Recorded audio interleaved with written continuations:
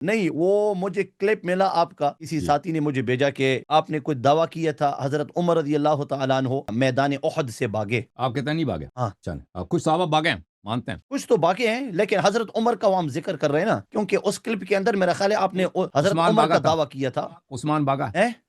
عثمان بھاگا، عثمان اس کو میں تو چھوڑو، عثمان کے لیے نہیں آئے ہیں،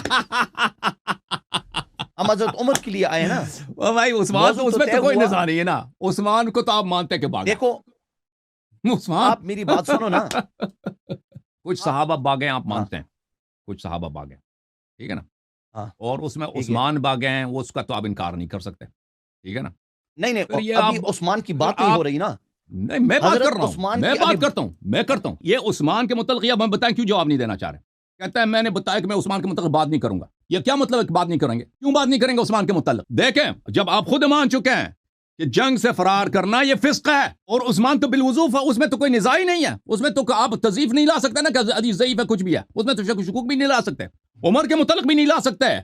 شیر کے پنجے میں آپ پڑ چکے ہیں، شیر کے دام میں آپ پکڑے گئے ہیں، آپ نہ آگے جانے کا راستہ نہ پیچھے جانے کا راستہ ہے. وہ بھائی عثمان اگر فاسق ہے تو ان کا مذہب تباہ ہے نا. جس کا امام ہی فاسق ہے، جس کا امام ہی فاسق ہے، گناہ کبیرہ کا مرتکب ہے، جہنم کا مستحق ہے، ان کا مذہب کیسے حق ہو سکتا ہے؟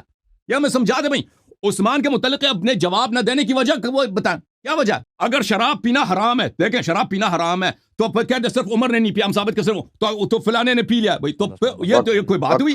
وہ بھی تمہارا امام ہے، یہ بھی تمہارا امام ہے.